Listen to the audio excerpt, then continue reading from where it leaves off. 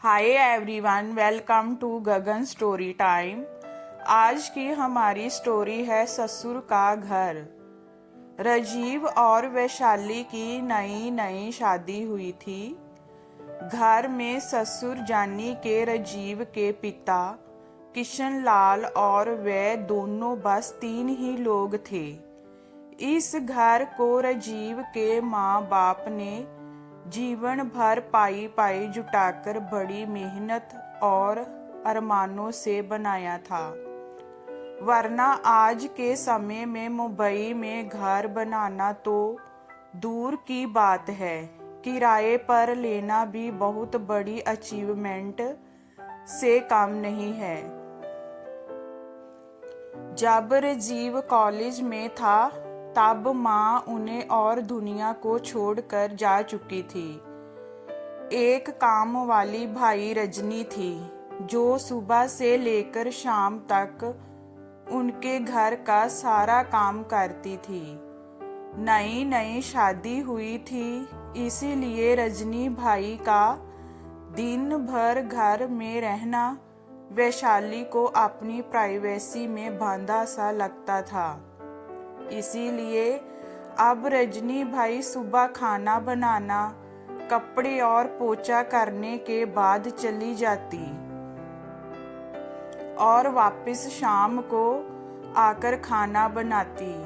रजनी भाई की दोपहर की गैर हाजिरी से कोई छोटे मोटे काम दिखाई देने लगे, जिनमें से ज्यादातर काम बिना कहे किशन लाल जे सोचकर कर लिया करते कि बहू को मदद हो जाएगी, लेकिन बहू सोचती कि ससुर को औरतों के काम में दखल देने की आदत है। एक दिन मौका देखकर विशाली ने राजीव से कहा, क्यों ना हम बाबूजी को वृद्ध आश्रम भेज दे। सिर्फ एक बार पैसा भरना पड़ेगा और उन्हें भी अपनी उम्र के लोगों का साथ मिल जाएगा। हमें भी अपनी प्राइवेसी के बारे में ज्यादा सोचना नहीं पड़ेगा। राजीव ने वैशाली की बातों पर ज्यादा ध्यान नहीं दिया। कुछ दिन ही बीते थे कि बाबूजी अपने दोस्तों के साथ एक हफ्ते के लिए टूर पर गए और इत्तेफाक से इसी दौरान रजनी भाई भी छुट्टी पर थी। फिर क्या, विशाली को जैसा चाहिए था वैसा समय मिलने लगा। अब राजीव रेस्टोरेंट में खाना खा लेता और वैशाली का काम आमलेट, ब्रेड या मैगी से चल जाता। खाना बनाने की टेंशन नहीं थी, लेकिन घर में निकलने वाले सारे काम तो अभी भी करने ही थे। ससुर जी की गैर हाजिरी में विशाली को एहसास हुआ कि वह बिना कहे ही जो काम कर लिया करते थे उनसे कितना फर्क पड़ता था। छोटे मोटे लगने वाले यह काम भी काफी समय और एनर्जी लेने वाले थे। कुछ दिन बीतने के बाद एक दिन राजीव वैशाली को कहता है, चलो आज कहीं बाहर घूम कर आते हैं।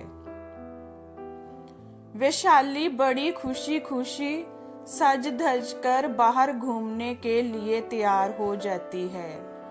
राजीव वैशाली को अपने घर से 4 किलोमीटर दूर एक चौल में लेकर आता है। एक आदमी राजीव के हाथों में एक चाबी देता है। राजीव उस चाबी को लेकर चौल का एक कमरे का दरवाजा खोलता है। कमरा खुलते ही 2 रूम वाले उस छोटे से अंधेरे से भरे घर के अंदर राजीव वैशाली को लेकर जाता है और कहता है, कैसा लगा तुम्हें हमारा नया घर। राजीव कहता है हम अगले महीने से इसी मकान को भाड़े से लेकर रहेंगे, अलग और अपनी प्राइवेसी का मजा लेंगे। अभी मेरी आमदनी के हिसाब से हम इसी को अफोर्ड कर सकते हैं। राजीव का जय व्यवहार वैशाली के समझ में नहीं आया। वह चौंकते हुए कहती है, हमारे पास अपना इतना बड़ा घर तो है, फिर क्यों हम भाड़े से रहेंगे। राजीव उसे टोकते हुए कहता है, सोच समझ कर बोला करो, वह घर हमारा नहीं है, वह माँ बाबूजी का है।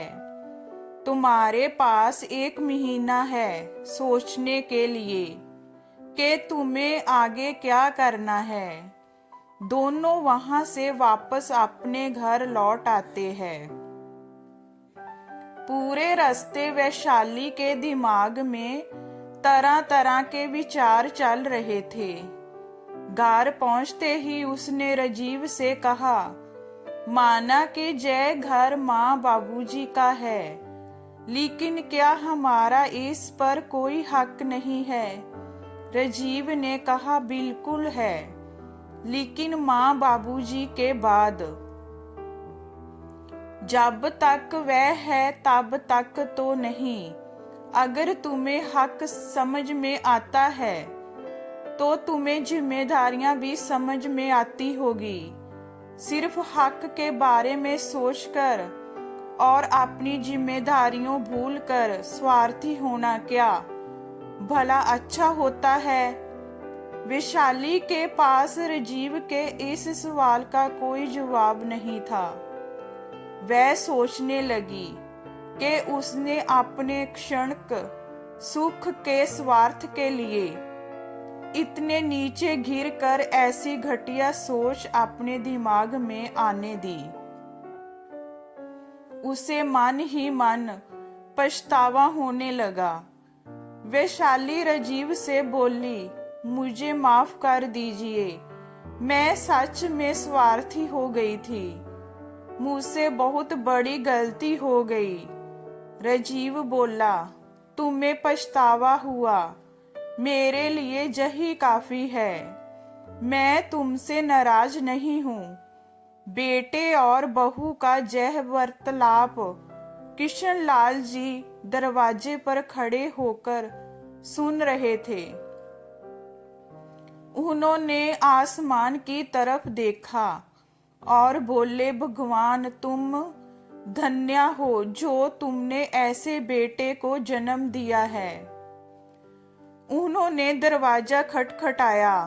बहू ने दरवाजा खोला तो उनके हाथों में पकड़ी थैली से गरम गरम समोसों की सुगंध उसको आने लगी। ससुर ने अपनी बहू को कहा, वो कोने वाले हलवाई के पास से लाया हूँ, तुम्हें बहुत पसंद है ना।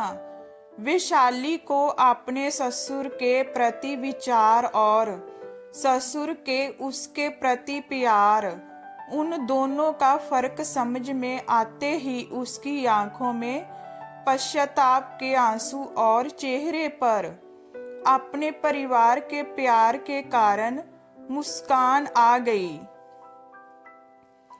तो दोस्तों, इंसानी दिमाग में दिन भर में हजारों विचार आते हैं, कुछ अच्छे कुछ बुरे, लेकिन किसी भी विचार को शब्दों में परिवर्तित करने से पहले उनको समझना बहुत जरूरी है। अक्सर विचार और वास्तविकता एक दूसरे से मेल नहीं खाते हैं। हमारे बुजुर्ग जो हमें बोझ लगते हैं, जिनसे हम बात बात में चिढ़ जाते हैं, और ऐसा इसीलिए होता है क्योंकि हम स्वार्थी होकर सोचते हैं और हम उनके योगदान को समझ नहीं पाते। वह हमारे जीवन में बहुत अहम किरदार निभाते हैं। तो ये स्टोरी हमारी आपको कैसी लगी हमें कमेंट में बताइए। लाइक कीजिए, शेयर कीजिए एंड वॉचिंग के लिए थैंक यू।